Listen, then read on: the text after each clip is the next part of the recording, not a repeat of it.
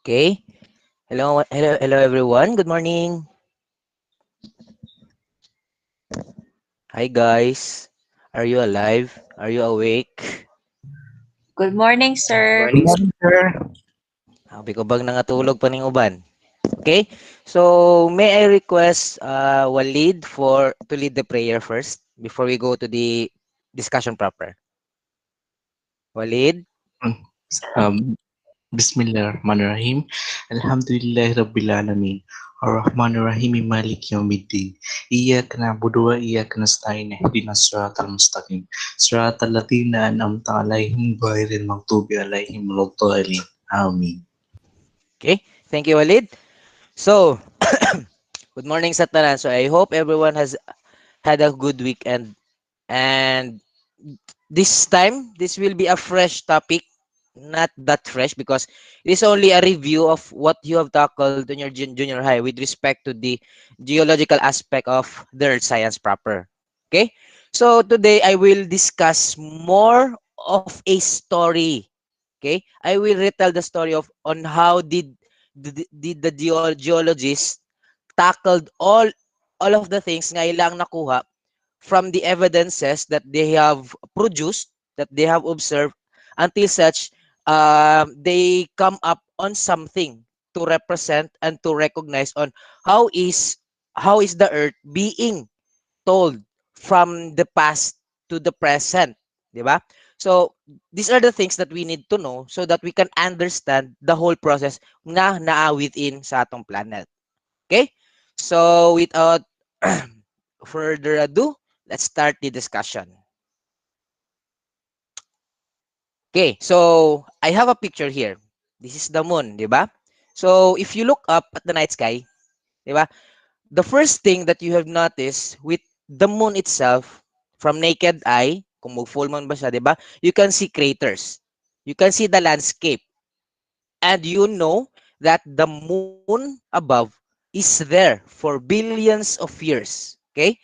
And each crater, nga makita ninyo ani niya, okay, let me go on the pointer. So, these are the craters, di ba? What are these craters for? Kung sa'yo nga naman siya craters, that is because there are actually bombardments of extraterrestrial origins nga na hit padulong sa moon nato. Okay, and what does that represent, di ba? It represents the history of mainly on how is the moon or how was the moon created from the things, di ba? More likely if you can see nga si moon sa una beforehand with unsa inyo ang ma-infer. Unsa si uta na to at a young moon. Unsa dapat ang itsura ni moon sa una? Anyone? Unsa possibly nga itsura sa moon? Smooth ang surface ng moon. Very good act. Hamis, 'di ba? Makinis. So more likely you can have infer the notion nga at the past time the moon was smooth, and because if it has no atmosphere, it is directed with extraterrestrial origins, thus creating this crater, 'di ba? You can have something like an observation of what would happen on what will happen in the future. Okay, each of which represents the surface mismo, and that is a feature of the things that has formed back when the earth was very very young. Okay, now let's talk about the earth. Okay, if you look at the earth, the surface that you are seeing is something that's much younger, 'di ba? Much younger feature siya. Okay? It is a very dynamic place as I've mentioned in the last topics, and the evidence of which is all around us. Okay? Everything that we have here in our home on the things that we see are the evidences. Okay? Like for example, volcanoes that are erupting every now and then. Mount Taal, Mount Mayon, the recent volcanic eruption in Indonesia. Okay? Earthquakes that shake the surface of the earth here in the Philippines. Okay? Not only in the Philippines, but around the globe. Okay? Also, the mountain belts. Diba? The Sierra Madre. Sa Pelain. In the US, in the uh, Asian countries, we have the Himalayas, we have the Alps, we have the Appalachians. Diba? All of these features are a consequence of the fact that our planet is dynamic. Okay? Again, what is dynamic? Dynamic is the means that the earth is changing. Okay? Slowly and constantly. And therefore, everything that takes place from these changes, from these features, is what we are now. What is the map as of today. Diba? As you can see, diba? How many continents are there? Pila gani? Recall daw mo. 7 or 6? Ano ba talaga? 7, 6. It is 7, di ba? We have the two Americas. We have Europe. We have Africa. But we have Asia, Australia, and the Oceania. Alright? So, all of these 7 continents, di ba? Kung sa unang panasya, if you are a geologist, you should have realized, okay, that the Earth is in motion for a long time, for millions of years. But the question is, why is that these geologists in the past had no way of understanding what causes these motions? Okay, what are the processes that behind these motions? Giunsa na siya pag-operate? How did the Earth operated such things nga kaning si continents nato possibly nga nung dira man siya nga area? Why not nga si North America o si South America na siya kilid-kilid pa ni Pacific Ocean, di ba? They don't have an idea for that. Okay? Now, there are numbers of older ideas that people tossed around for many years beforehand pa. Before the things na inyo ang na-remember, na inyo ang natakal in your junior high school. Okay. So let's have it one by one para makabaluta sa history. Kung giun sa pag-put up, di ba? Same as a Big Bang Theory. There are series of theories that is behind that Big Bang Theory. Okay? Same with this topic today, naa siya mga past theories. And those were actually misconceptions, misinformations, or miscalculated data. Right. Sige. Next slide ta. Okay. Dynamic Earth. This is a recent concept. And we know before the 18th century, people from many cultures assumed that one, supernatural forces cause this dynamic phenomena that causes the things that is happening in our planet. Number two, the earth formed the way it is with all its features as we can see. Okay. So, let me give you an example of such supernatural forces. Okay. Like this one. I have here, diba? I know some of you have read ancient Japanese culture. Okay. With this ancient Japanese culture, it was thought that there was a gigantic catfish under Japan whose wriggles and wiggles shook the ground and created earthquakes and uplifted mountains. Diba? The Japanese in the ancient times thought that there was an organism that is the reason why nganong mag-uyog-uyog ang yuta nila atong panahona. Kay wala pa man sila kabalo unsa ang exact process. Kay wala pa man siya na discover. Okay? So another example, this one. Another point of view was that the earth with all its dynamic features formed the way what we see it. Like for example, the mountains, okay? The continents in place, all of its various features that we see today, and they've simply been active for the last few thousand years. So mainly speaking, kung unsa ang naadiara, kung unsa atong nakita, it is the same thing nga naa sa past. So bali, what I mean for that is naara na siya. Gikan pala sa sugod, naara jud na siya. Walay nahitabo. Okay, same as that principle, di ba, last time in katong steady state theory, nga always siya. And there is that thing in the past. And it will be the same in the future, in the present mismo. Okay. In the Philippines, what other superstitious phenomena nga usually nato na heard from stories nga naka-create ang earth? Sige, give me one example. Sige. Give me one example of stories. Kanang mga alamat sa Filipino ninyo that led to a creation of something. with respect with our Earth. La, remember your Filipino alamats. Katong gaaway bato og langit og tubig. Correct, di ba? Si maganda at si malakas. Okay? Tungkong langit. Okay, na-remember na ko na. Di ba? There are things. For example, katong si malakas at si maganda. There were two naa daw si malakas at si maganda that started everything. Okay? One famous example is the creation of the Chocolate Hills. Di ba? Nga naa daw duha ka giants nga nag-form. Ay, nag-away ato nga nagnilabayay og bato. And that eventually formed the what? The Chocolate Hills. Di ba? Alamat ng Maria Cristina, for example, the creation of our waterfalls here in Iligan City. 'Di ba? Bathala nga na either there is something an omniscient person up there that creates everything. So katong mga Encantadja, 'di ba? Sa pa to, mga Perena, kana sa GMA, 'di ba? All of those things, those are superstitious beliefs that the ancient people in the past believed on these things. Kaya wala pa man, they don't have the knowledge of such. Nga, makaingon sila nga, okay, mo ni siya ang hinungdan. Diba? So, all of these things, mainly speaking, kung ato ni siyang i-istoryahon, ato nga siyang i-discuss, these were actually their observations. And their hallucinations or their dreams of such. Nga, there are things nga that makes this rock move, these plates move, these mountains nga nag-form, this and that.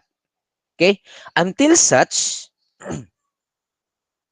in the 19th century, or in the late 18th century rather, geology started to come to be as science, and one of the earliest realizations of that is that those early geologists thought that there are physical processes that we observe today that can be used to explain the geologic features that formed in the past. In other words, the phrase here is that the present is the key to the past. Okay, what do we mean by this? In your own opinion, the present is the key to the past. Anyone? Open mic. What's your idea about this? Present is the key to the past. What's an idea? Sir, Okay, Jumari. I would like to give my thoughts. To learn about the past is to look into the present. Is for me, you have to observe what's there already, and then from there pinpoint what may have happened in the past. Okay, very good, Jumari. So, ano lang siya? So, you have to determine what is really is present so that you can conclude, di ba? You can inject that evidence so that you can have a conclusion nga unsa ang nahitabo prior sa past. Because of that processes, we can actually determine. Like for example, this one. Okay. So this, we all know that at this present figure, at this present image, okay, matot pa ni Princess, ang present man ang result sa past. Very good. Okay. So, this image here is a result of what had happened in the past. And how do we determine? Giunsa ni siya paghimo is to look for evidences or for processes nga naa within that area. Like for example, we can see that there are kung sa may tawag ani daw sa katong sedimentary structures. Sige, ripple marks. Okay, let me ask you again. Is this a recent ripple mark or is this an ancient ripple mark? Sige. Luma na.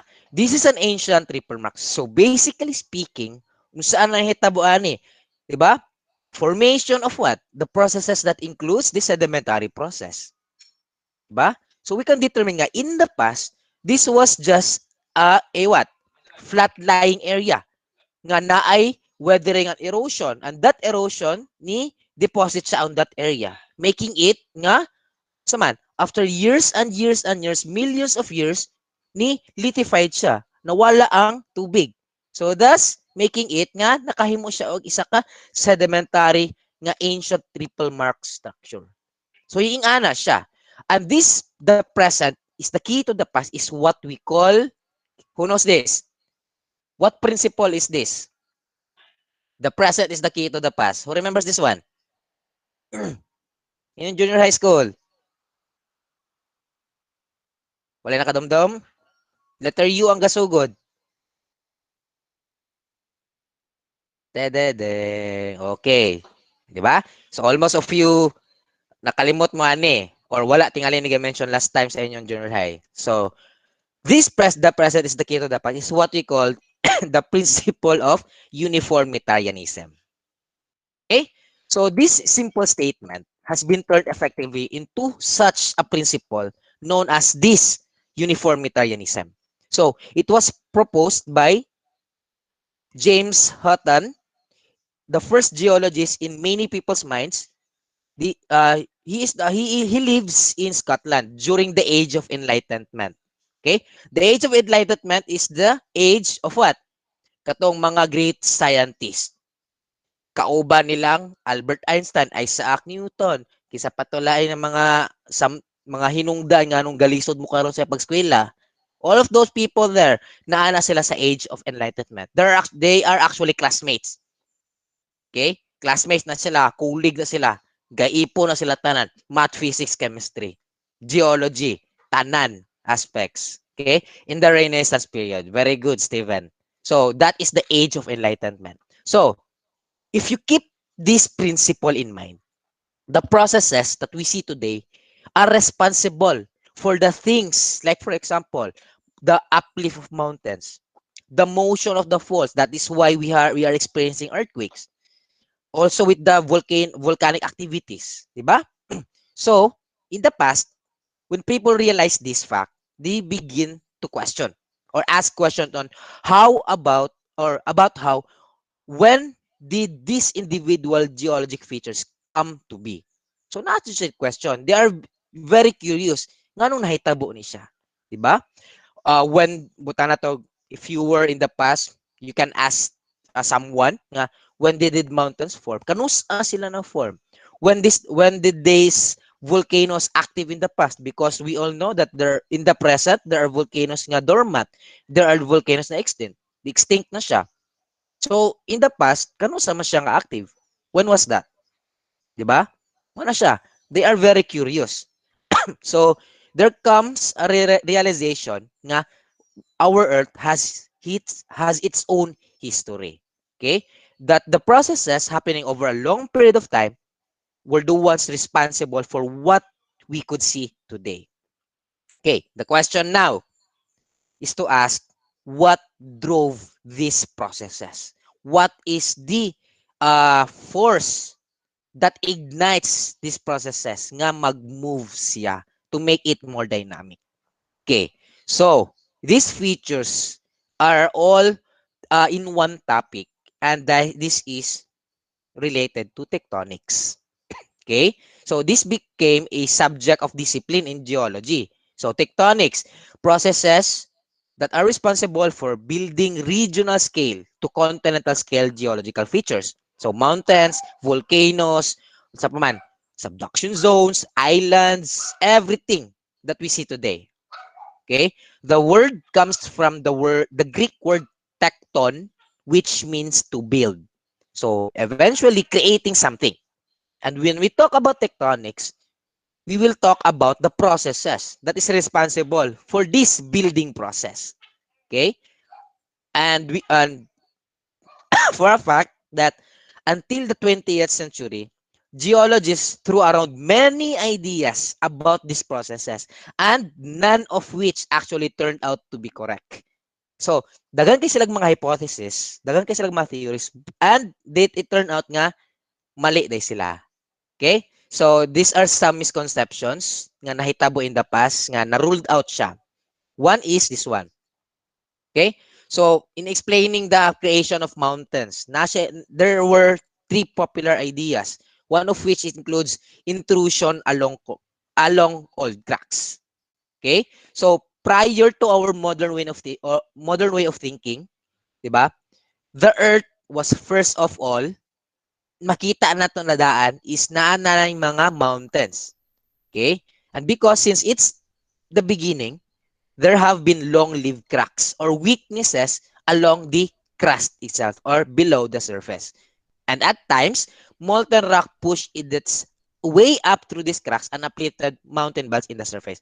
So basically speaking, ang nahitabo daw ano is, na daw something like murag gabaga ng kalayo nga magma nga active siya nga that motion going upward that created mountain belts. And that is not true. Okay? Na-ruled out na siya. Next one. Another misconception. This contraction and wrinkling. So, this is another idea that was popular for a longer period of time.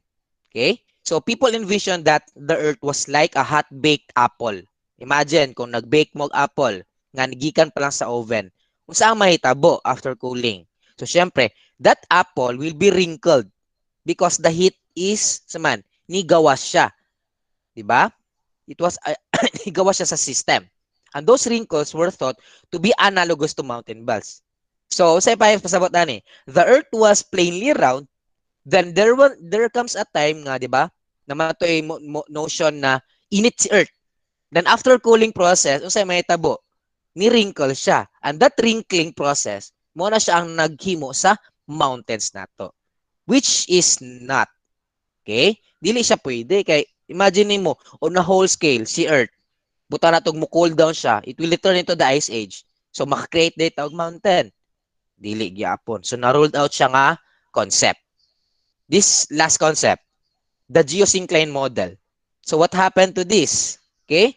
This was recognized in many cases that these mountains were associated with places that prior to the formation of mountain belts, there were regions nga na sediments nga na-accumulate sa ubos.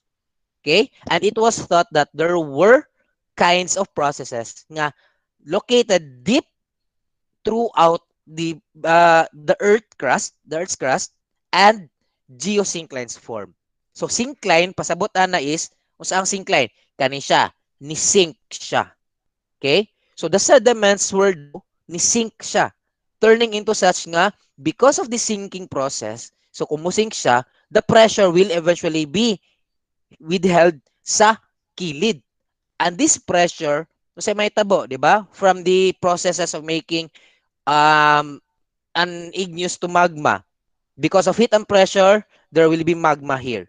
Until such nga, this magma will up through their patsaka, forming the mountains. Okay?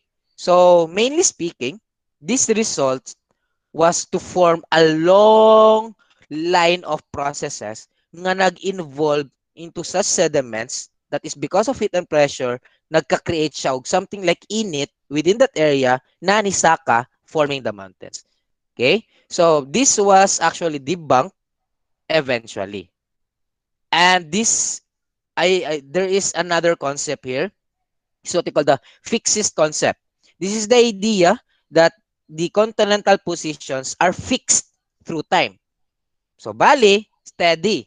Kung unsa ang nakita na to karon, unsa ang mapa na to karon is the same as sa una. Okay? So, continents have always been where they are and the oceans have always been where they are gyapon. So, walay nag-change.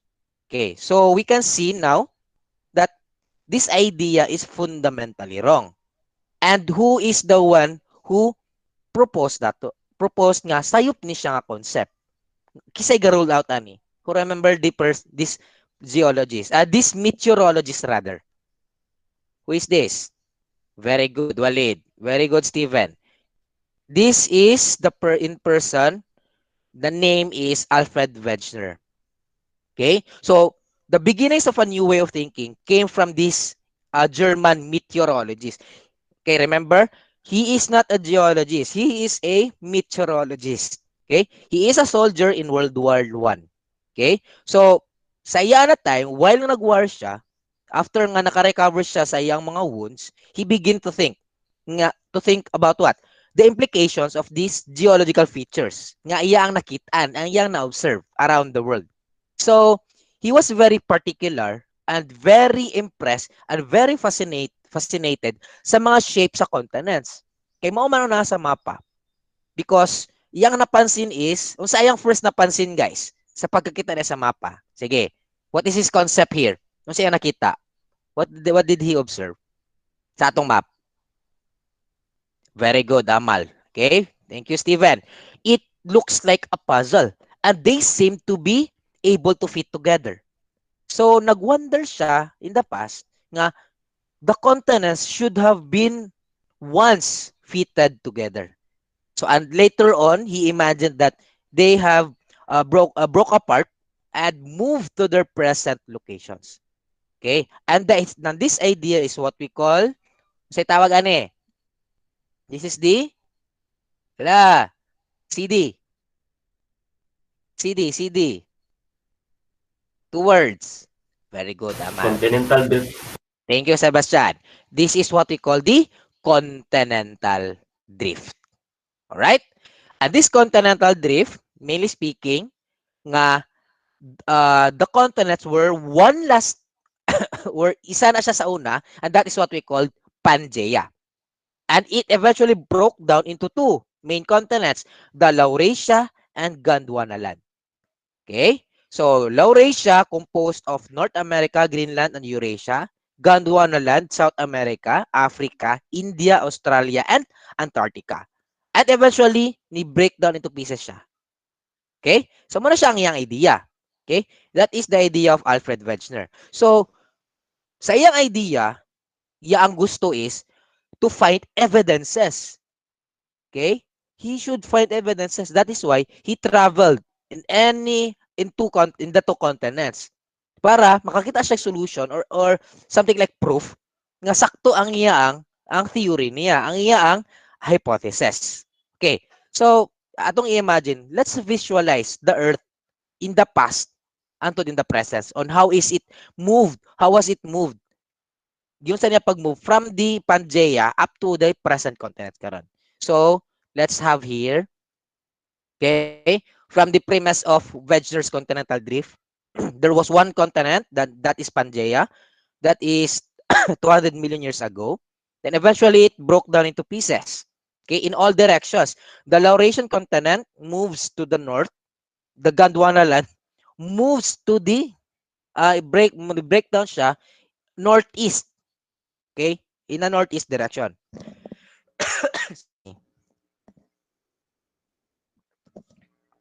So, this begins the Mesozoic period and in Mesozoic era and continues to the present. Then, eventually, ni-move siya, ni-move until such nga na-form na ang present continents karon.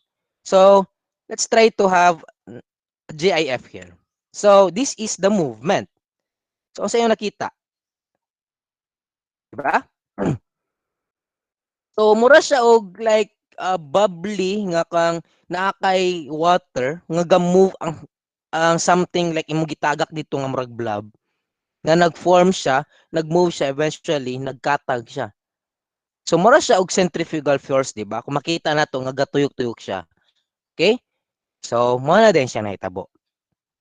Okay? So these are the things nga nakita o na-observe ni or na-hypothesize ni Alfred Wegener. And he took away nga makakita siya mga evidences. Okay? And there were evidences nga yang nakita. Okay? One of which is this one. Okay? So his idea is to solve that his hypothesis is true, that these continents here are basically one in the past 200 million years ago. So one supporting evidence is this one. Okay, syempre, the fit of the continental shorelines. Because we can see that ang kanisyang itsura nato sa itong earth nato is unsa. Muna siya puzzle. Pero imagine nga kung wala ni si North Atlantic o si South Atlantic, di ba? Maigo si Africa diri nga area. Okay? So maigo dito siya. Same as with this one, si Australia. Ahagi kan si Australia, by the way. Ahagi kan si Australia. Siya mo fit. From this picture, siya mo fit si Australia. Sige daw guys. What ocean is that? It almost very good. It almost resembles the Indian Ocean. Tama? Ano na siya? So, his evidence is number one, feet of continental shorelines. So, there is a computer match-up done in 1965 that confirms this remarkable feat. So, all of the continents in our Earth today basically fits each other, forming into one massive land. Okay? That is the evidence number one. Number two is we have this. Okay, this one. The distribution of regions affected by the late Paleozoic glaciations. So, when we talk about glaciers, unsa man natong ginabuhat, ba? Kung glacier siya, it should be located in what hemisphere of our Earth? Okay, Queen, no probs. So, in the south regions or in the northern regions. Okay. So, Alfred Wegener was not a geologist. He is a meteorologist. So, kung ikaw ang professional of in the meteorologist aspect, what are the things na imo ang gusto pangitaon? So, syempre, the climate. And he observed that nakita niya na sa India, Southern Africa is there were remains of glacial striations. So, how can it be possible nga this is ang itsura sa glacial striations? So, how can it be possible na unsa there is a glacier on the Southern Africa when we know that Southern Africa is a desert place? 'Di ba? Kung kamo kung kamo ang mag-conclude ana, unsa ma-imagine, 'di ba? So meaning this area here, this deserted area, this deserted place should have been on the lower atmosphere, on the lower hemisphere of the Earth. 'Di ba? It used to be on the Antarctica. It used to be on the northern regions, this and that, because we can find evidences. And the evidence of which is nakita ni Alfred Wegener is na siya striations. So, ngano naman siya striations? So, simply saying, di ba? Glaciers move. So, if we can imagine, this is the glacier. Okay? And there are sediments here. Kung mag-move ni siya, what will happen to the sediments? Nga naa siya sa area here. So, syempre, iyang scratch ang yuta and making it na siya scratches diri all the way. So, this resembles nga na ay glacier ana nga area. Okay? That is the second evidence because of glaciers. Next evidence nga yung nakita is na-determine niya nga ang every region here on Earth has its own climate specifications. Diba? Diba? On the equator, we have what climate? Tropical. Diba? In the warm temperate climate, what we have here is nasa sa upper portions in the temperate regions. Ang pinakataas o ang pinakaubos, we have the tundra climate. Okay. And ang nakita ni Alfred Wegener sa iyang pag-adventure o throughout the globe is that sa man there were climate belts nga iya ang gimap that the Pangaea, if compared to what was known, there was a time nga nag-distribute of the rock types nga ang character was indicative of a particular climate. Say for example this one. So mo ni siya yang namapa. So he concluded that this area here in Pangaea period nga nakita niya nga there were actually this area is swampy. So daghan kay siya saman. Daghan kay siya tanom, di ba? And eventually yung nakita is na-scatter siya all throughout the globe. Okay? Because he know that from coal, kung makita at coal, is that what? It should be on a what climate? Si coal. It should be on what climate si coal? Beforehand. Unsa man siya? Tropical?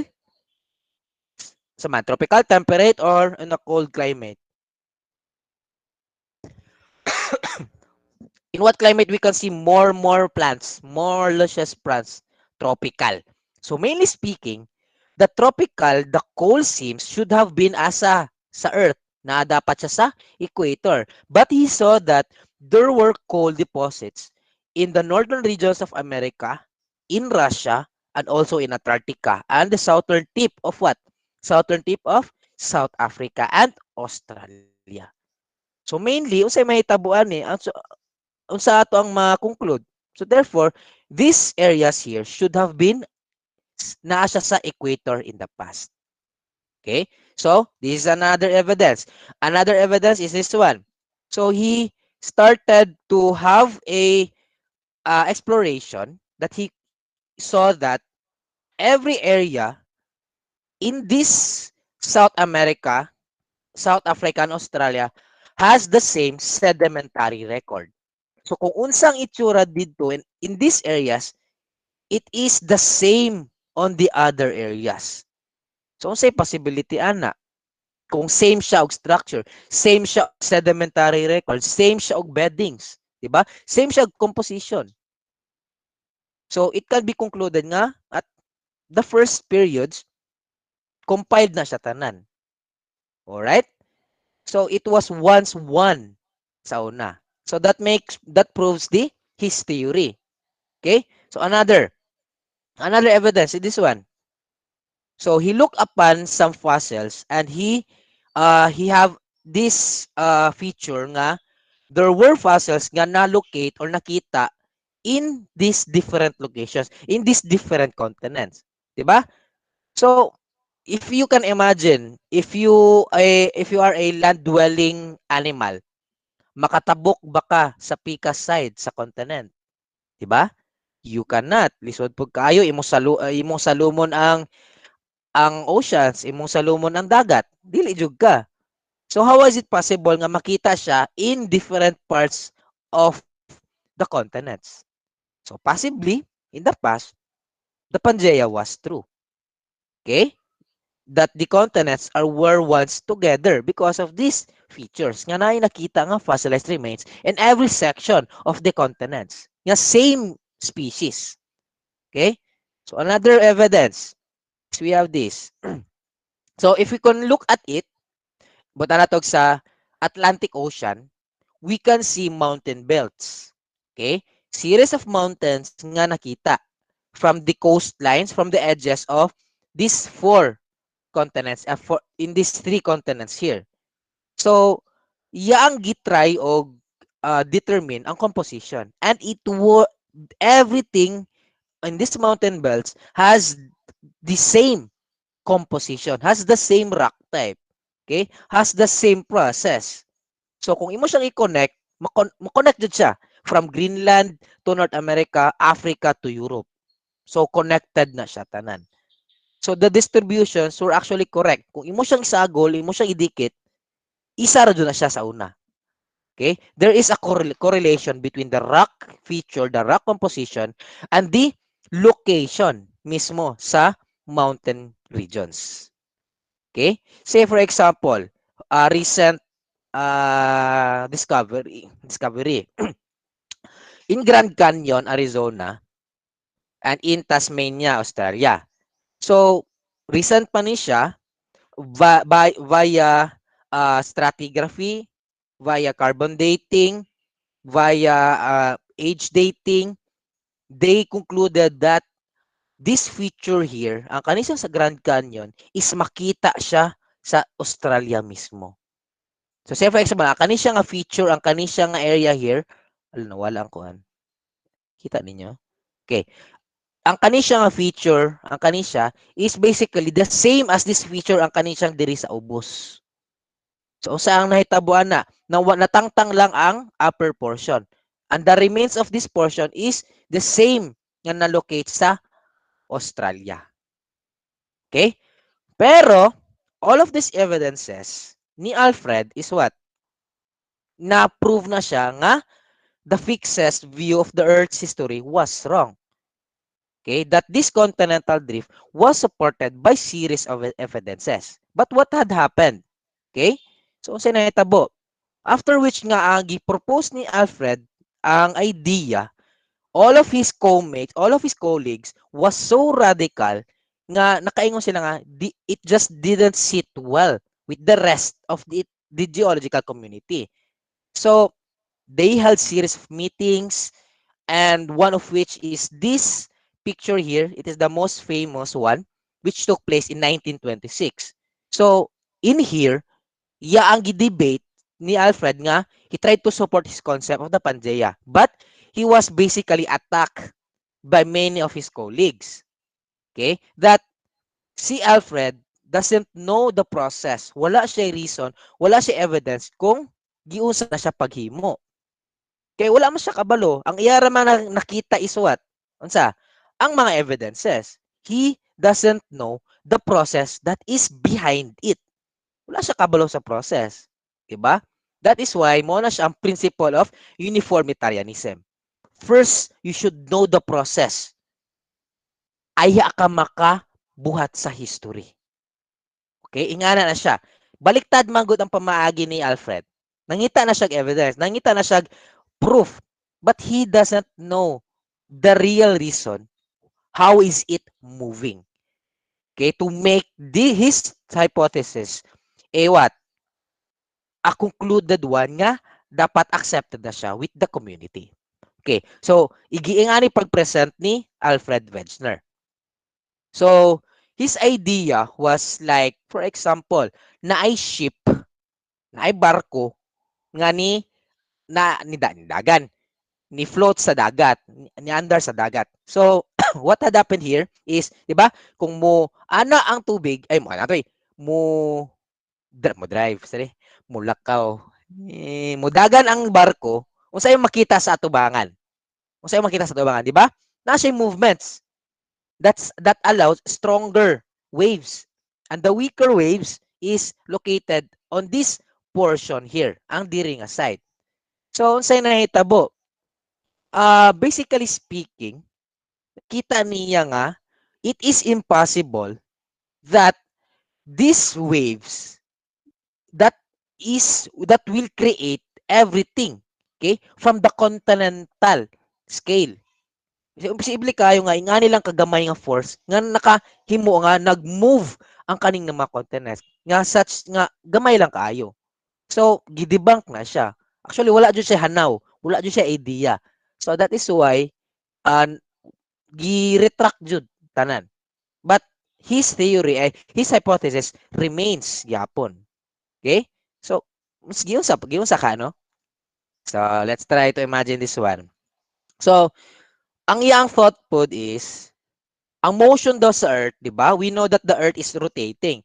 So he can see that due to this rotating feature of the Earth, so usay mahitabo, di ba? Kung magkuto ka og gatas, usay mahitabo sa mga sediments, usay mahitabo sa substance nga imo the solute nga imo ang gitunaw. Di ba? Mag-move man siya. So mo na siya ang idea. Pero yan ang gi-present. And syempre, kung ikaw ang other geologist, iya ka ang colleague, that is not physically possible. Diba? Imposible jud kay na siya. So, there isn't a strong enough force to move the masses. Okay? At a continental scale. So, giunsa na siya pag-produce? How is it possible nga ga-move na siya? So, this is the idea of plate tectonics. Okay? So, again, Wegener died in 1930 without proving his theory, without knowing the process. Okay. On the next 30 years, from 1930s to 1960s, it represents the era of discovery about the way our Earth works. Okay. And during this period of time, other geologists did continue his research, the research of Alfred Wegener. Okay. So, unsa ang story ani? So again, plate tectonics, it is the study of the origin and arrangement of these structural features. So the idea is that the whole Earth, the continental Earth, is splitted or divided into thick plates. And subjected na siya into series of plate boundaries. So again, just a recall that plate tectonics is composed of layers of the Earth with the asthenosphere. That is dira siya galutaw ang lithosphere. And that lithosphere is a solid shell of Earth which is part of the mantle and part of the crust. That is broken down in several pieces cold plates. Okay? And these plates are this one. Okay? There are 8 large lithospheric plates and a few dozen small plates. So one example for that is the Pacific plate. Okay? The Philippine plate, the Eurasian plate, so on and so forth. Okay? You don't need to memorize this, guys. So these are the plates that constitutes everything sa tanan nga naa sa earth nato. Okay? So these are the major plates. Just review this sa inyo ang module material. And there are two pre-existing ideas that making up the concept of plate tectonics. So one is the continental drift of Alfred Wegener, and we have this seafloor spreading. Okay, so seafloor spreading as an idea, uh, this is an hypothesis that the seafloor forms at the ridges at the middle of the oceans, then moves horizontally away from that ridge. So imagine nga namoy conveyor, nga gaana-ana lang siya. Okay? That is seafloor spreading. So mainly speaking, verbatim, the floor of the sea spreading outwards. Ana lang jud siya. So seafloor spreading, this is the initial concept. There ang iyang parts is we have its spreading axis, there is a subduction zone, and the process of which involves convection. So convection, it is a circulation pattern driven by the rising of hot material or magma and the sinking of cold material. So later on, ma-visualize nato na. So we have a map here. So this is the uh the map of which we can determine the younger crust and the older crust. So unsa nga color di ari ang younger? Sige. Asa man dapit ang younger crust ani? Ahan na locate. Anyone?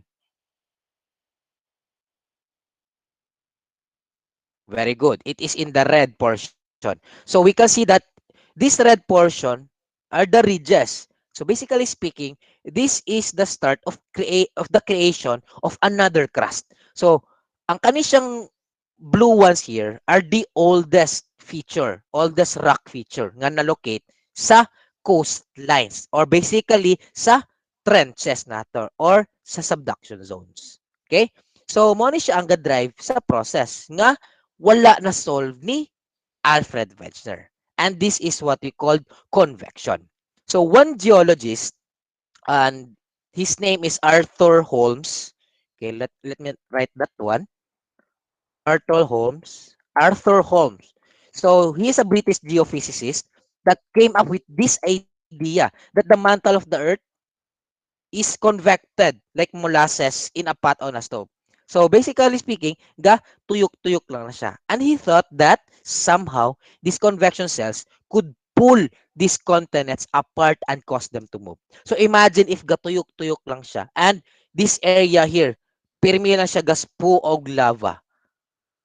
Okay? So imagine, kung gaspo siya lava, so eventually mag-move po diri ang portions here. And this one here, mag-move gyapon na siya. Okay? So this is the convection. So what moves this plate? So there is what we called a process. We have the slab pull and we have the ridge push. Okay, ridge push is simply saying that there is a push of magma in the middle portion here towards the surface of the earth. And eventually, it is pulled, okay, pulled down towards the, what do you call this portion here? Ang kanisya, what do you call this one? The trench. What zone is this? Zone. What zone is this? This one. Subduction zone. So, the things here, nga gikan sa ridge, basically is being moved towards the subduction zone. That's why, mura bitaw, gipull na siya. So, naay gapull, padulong sa subduction zones.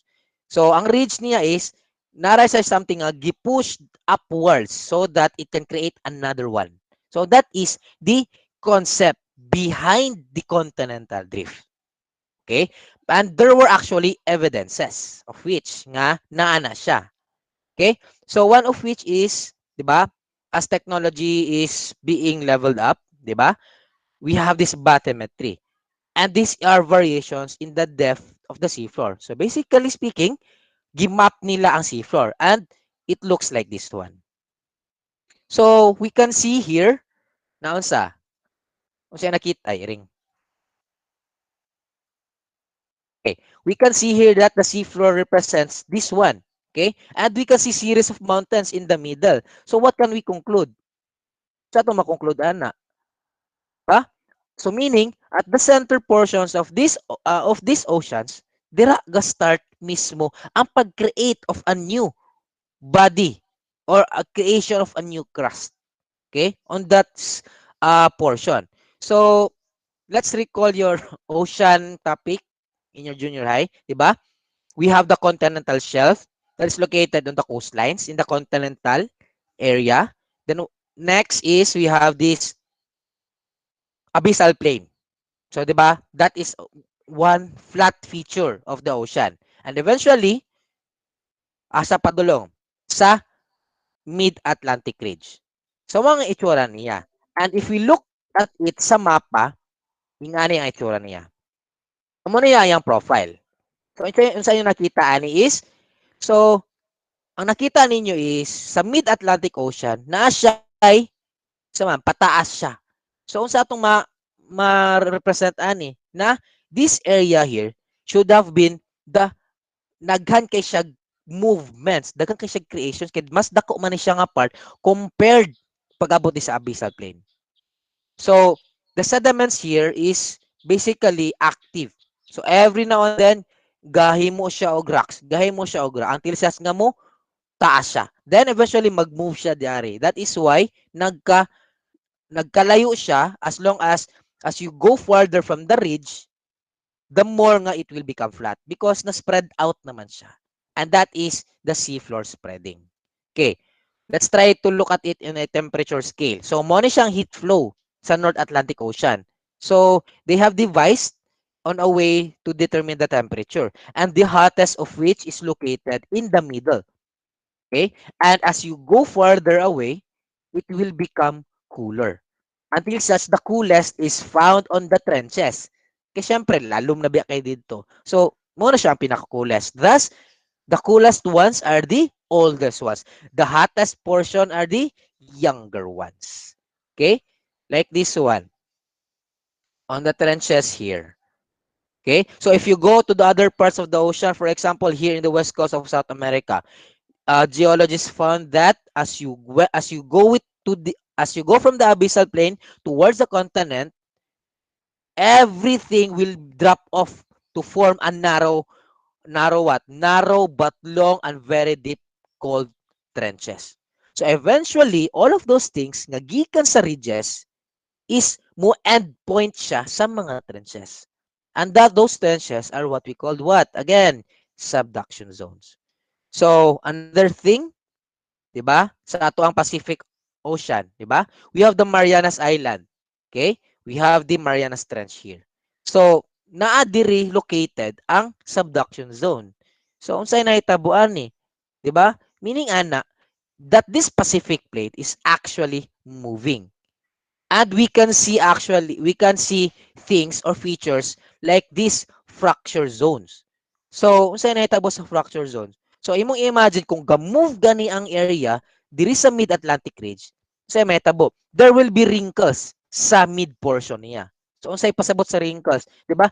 If imong imagine imo ang naa kay tiles, imo siyang iana, unsay mahitabo, 'di ba? Naa siya ma-form nga wrinkle sa iyang pag-break in the middle portion anang area. Okay? And for that fracture zones, we have evidences because if there are fracture zones, there should be earthquakes. And this is the major discovery. And it was seen that unsa man at the coastlines or at the edges of continents, we can see what? Active seismic and volcanic activities. Okay? Thus, concluded nga, this is what we call, unsay tawag ani gani? What is this big portion here? Very good. This is the Pacific Ring of Fire.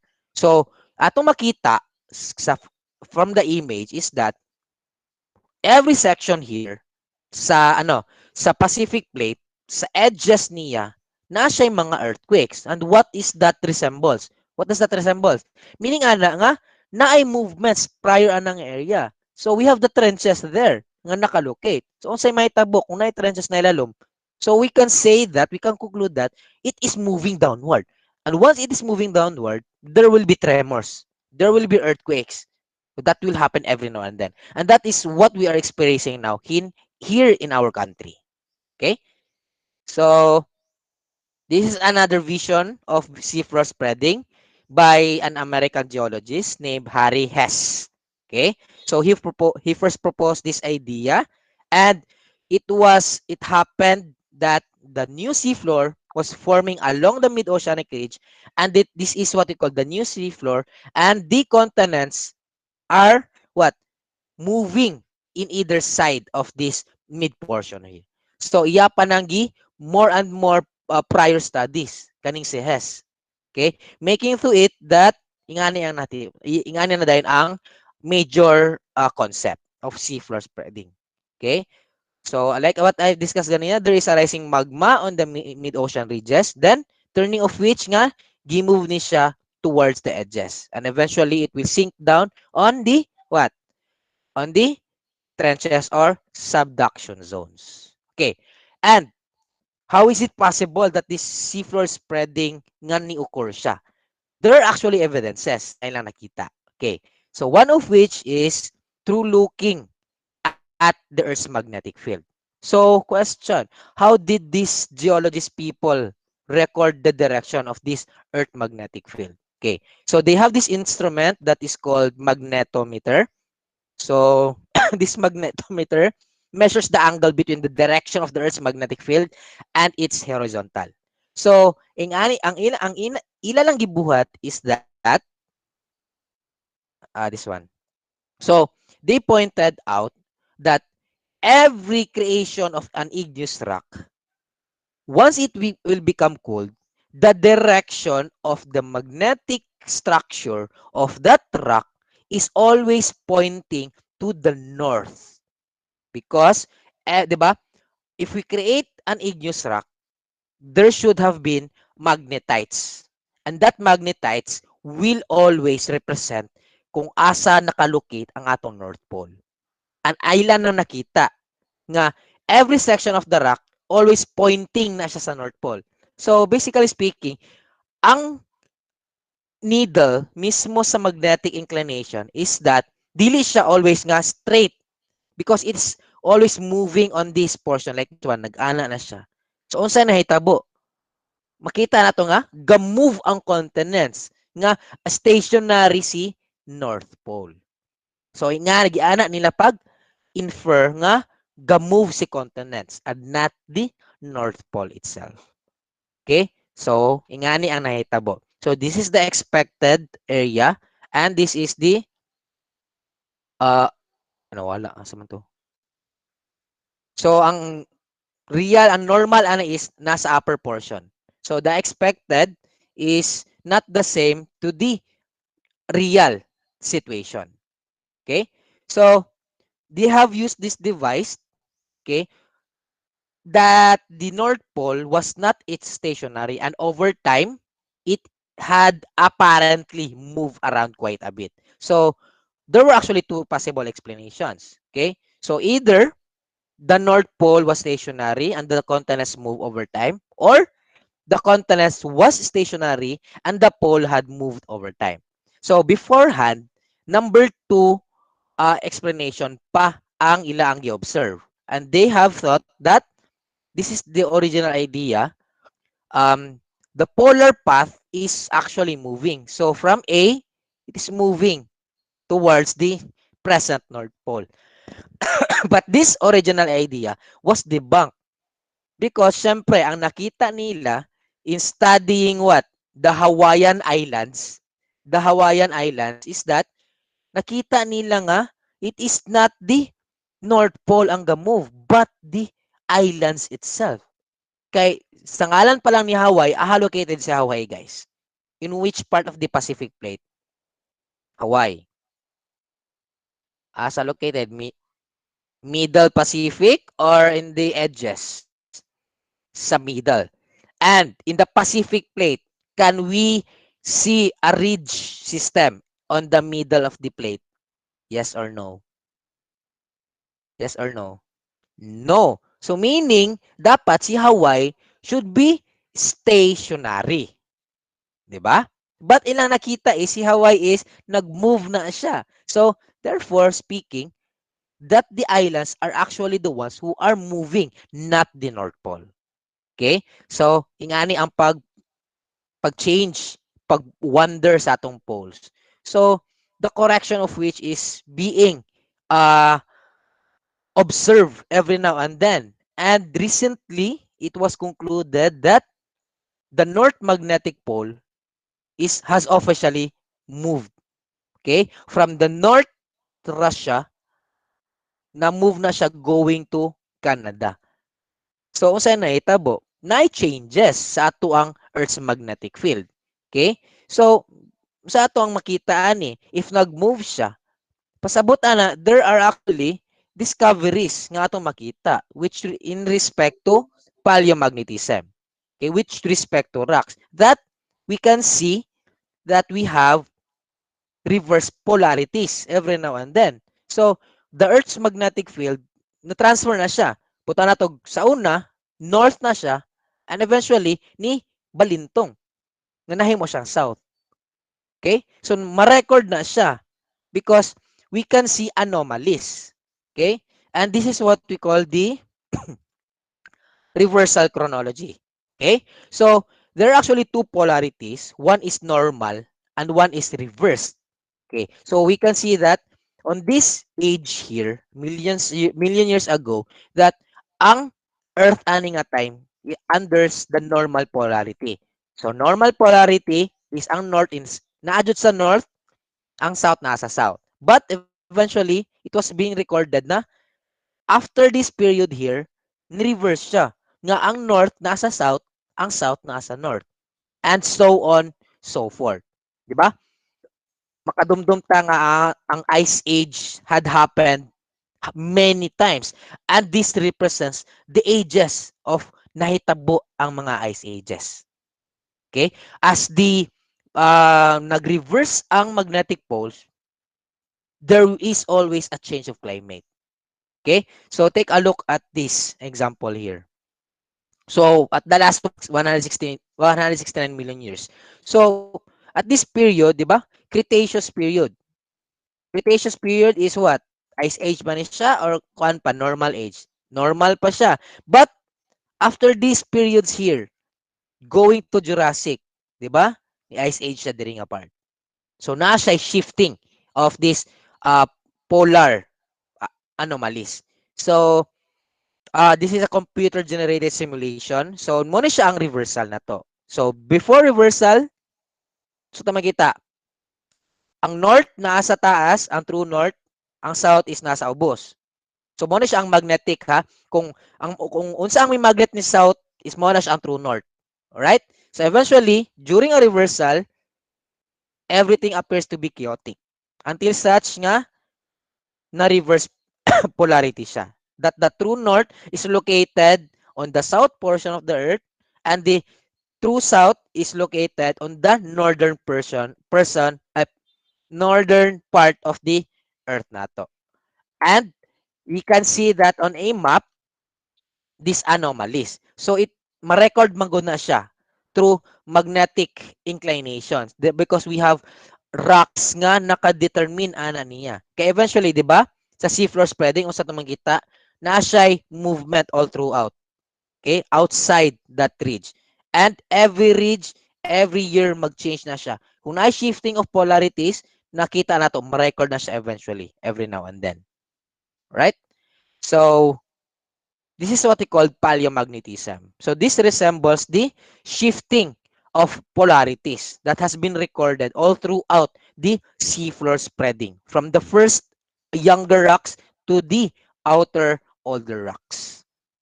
So, seafloor spreading idea. So, ano siya? If the mid-ocean ridge is very active, there should be no sediment. Then eventually, magka-thin, magka-thick na din siya all throughout. Kasi syempre, it will become eroded. So the more that it is old, the more that it has thicker sediments on it. Okay? So after this, there were actually explorations that proved this seafloor spreading. And one of which is via ocean drilling. So ilang gidrill na siya and it was determined nga mas kinsa ang mas lalong mga portion, si mid-ocean ridge or si naa sa continental edges. 'Di ba? Naa dapat nga mas lalom og kalot, mas lalom og drill nga nahitabo sa edges compared to the new ones nga nasa middle portion.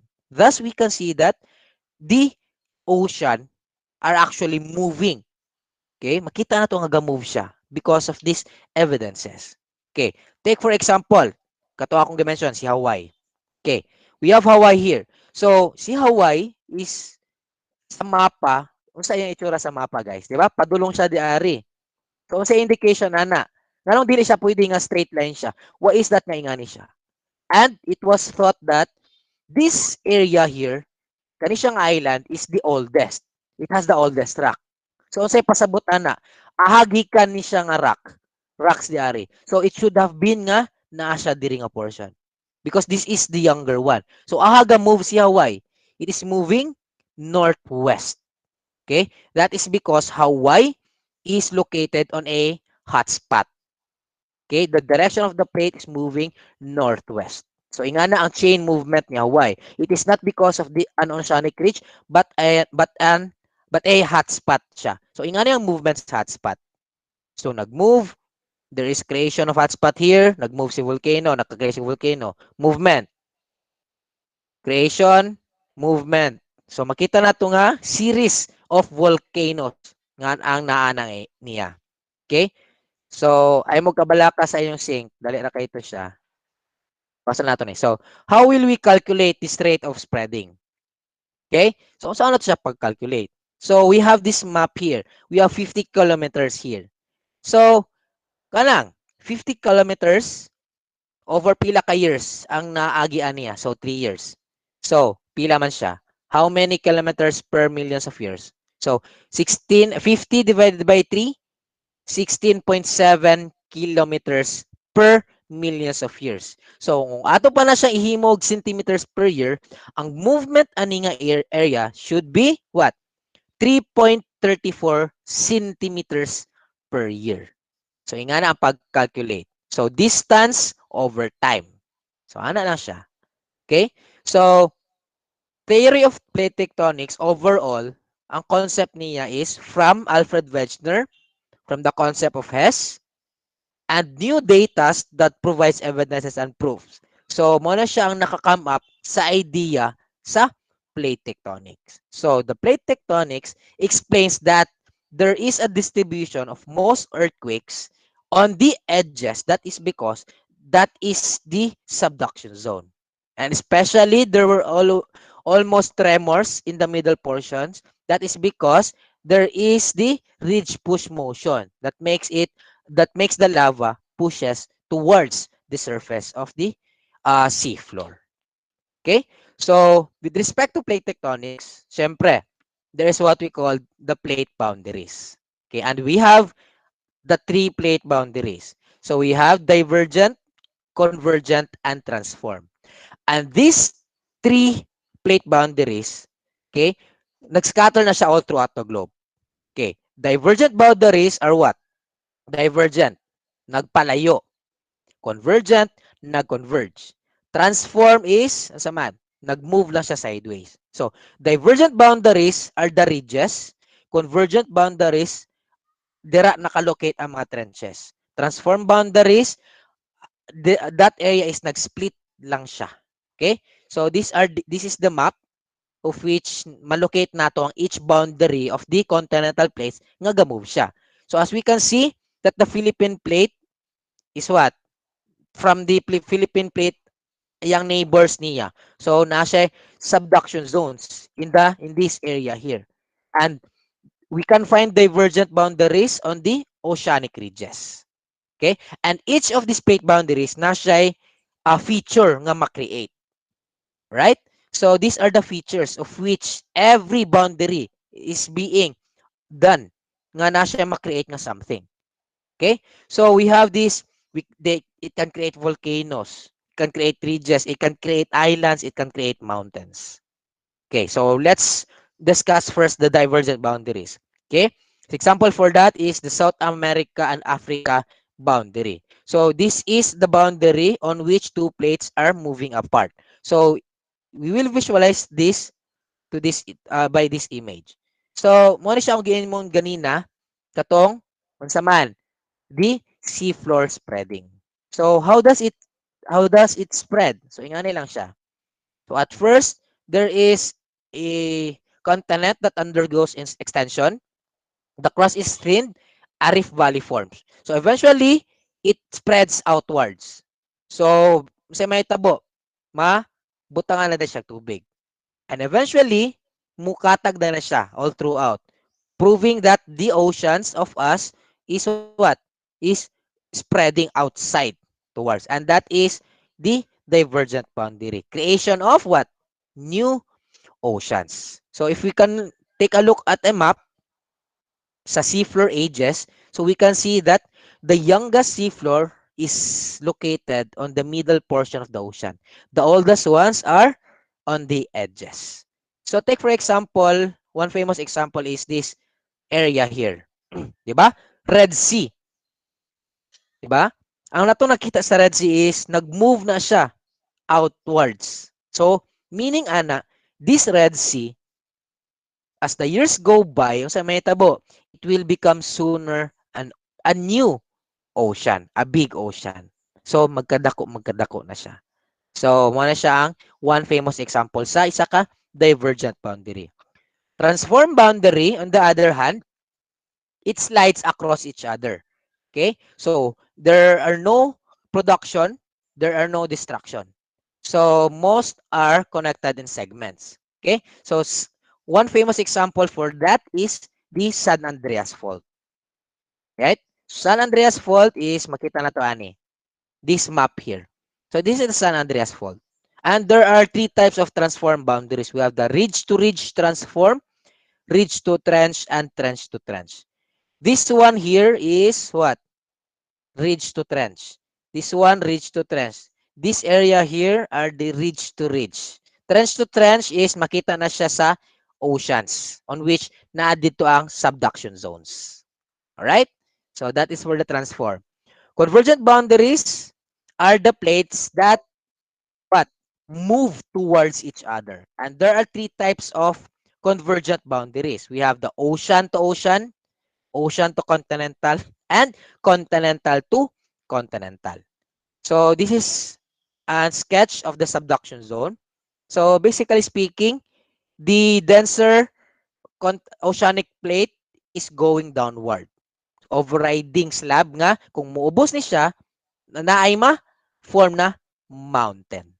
Okay? And there are what we call two areas of subduction zones. Okay? One is the island arc on which ang subduction zone is makakreate siya islands. Okay? The second one is makakreate siya continental volcanic arc.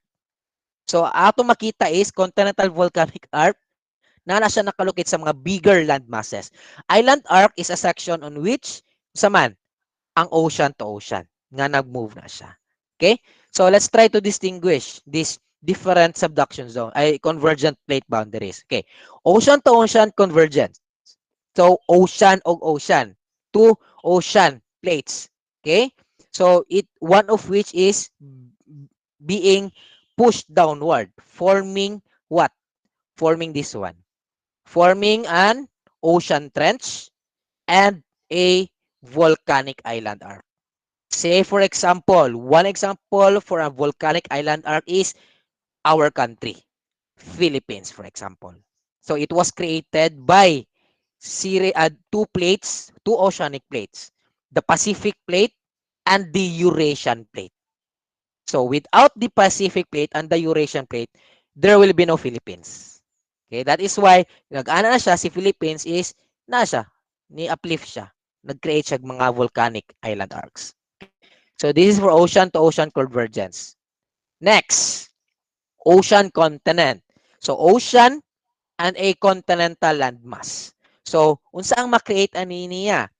It will create continental island arcs. Okay? So, continental island arcs are these mountain belts, series of volcanoes nga na-located sa continental plates. Like, for example, the Eurasian plate. At the edges of China, South Korea, padulong kang Vietnam, di ba? Na ay mga volcanoes ato. Okay? So, ocean continental. The last one is what we call continent to continent convergence. So, two continents nga nag-converge sa isa't isa. Okay. One famous example for that is what? The creation of the Himalayas. Okay? So, ang na-create niya is, that is because si India, dili pa na siya, wala pa na siya ni-connect sa Eurasian. Until such nga nag-move si India towards the Eurasian plate, and this becomes the reason nga nung ga-form ang Himalayas. And this area here, si India, is moving faster compared to the other regions. So making it na dira na to makita ang atong highest mountain. And what is that? What is the highest mountain nato? Mount Everest. Okay? So that is the reason why si Mount Everest always na siya ga-move pasaka because si India is always moving towards that one, and eventually India mupasaka na siya all towards. Okay? Millions of years ago, years later. So summary. So ocean to ocean, it can create trenches and volcanoes. Example for that is the Pacific. Okay? In the Aleutian Islands. Ocean to continental, it will create trenches and volcanoes. Pero, unsa man siya? Katong volcanic island arc. Ay continental volcanic arcs. Okay? Ocean to ocean, island arcs. Continental, mountain chains or mountain belts. Example is Himalayas. So, as a map, so we can see the different boundaries on different locations of the continental plates. So overall, these are the type of boundaries that has its own description. So divergent, we have oceanic, continental to continental. Movement, plates are moving away. Convergent, we have OC, OO, and CC. The plates are moving towards each other, and each of which boundaries na siya'y kaakibat nga ma-form nga structures. Transform boundaries are what? These are the plates that slides past each other. So it is neither, there will be no creation of something, and there will be no destruction. Okay? So always remember that divergent boundaries is the place that there is a creation of a new crust. Convergent boundaries is what? The section of which nga ay na destroy na, or there is destruction of a landmass. Okay, again, divergent creation, convergent destruction, transform, neither creation nor destruction. Okay, so these are the different plate boundaries in every section of the plate tectonics theory. And we have just an idea sa atong Philippine plate. Okay, our Philippine plate, di ba? Natin mga trenches. Okay? We have on the east side here, we have the East Luzon Trench, we have the Philippine Trench. We have the Manila Trench on the western side, the Palawan, Sulu, and the Cotabato Trench. All right. So, how many plates ang nag-involve niya? We have the Philippine plate. Okay, remember ha? Si Philippine plate is what? Dili siya ang whole Philippines. Okay? Ang Philippine plate is actually located on the east side of the Philippines, not the Philippine itself, not the country itself. Okay? Remember that. Basin malahi ninyo. Okay? So, Philippine plate is located on the east portion. The Eurasian plate is located on the west portion. The south portion ng plate is what we call the Sundan plate that is located in Indonesia. And the whole country is what we call a microplate. And that is the Philippine Mobile Belt. So, there is a creation of another plate here. The whole country is an individual plate itself. Right? So, everything nga nag-move aning si Philippines is always sa may tabo. If na ay Philippine o si Eurasian nga nagsabdak niya. So, basically speaking, the Philippines is uplifting. So, there will be mountains nga mag-create. The more nga basinday, mutaas pa jud ang mga mountains na to eventually. Alright? So, that ends the discussion today. So, any questions and clarifications sa topic? Okay? Before ko mag-announce of something na malipay mo. Wala. So, what if ang Philippine plate kay nasa Philippines itself? Actually, the Philippines, our country, is a microplate. It is one plate na gyapon. But, lahi siya nga tawag because ang ginatawag sa kilid niya is the Philippine plate. Kay mo man siya ang vicinity niya. The whole country itself is another plate and that is called Philippine Mobile Belt. So, what if ang Philippine plate kay nasa Philippines? Ang mahitabo is ma-interchange lang ang name niya. Wala dyan siya mahitabo actually. Sir, pwede mga sa record, there is another pre-recorded one and I will send this one actually. Okay? So, if wala na, wala kami pangutana, utilize the 30 minutes to do the synchronous activity. So, calculations na lang ni siya. Dali na kayo ni. So, just, kuha na siya. Pass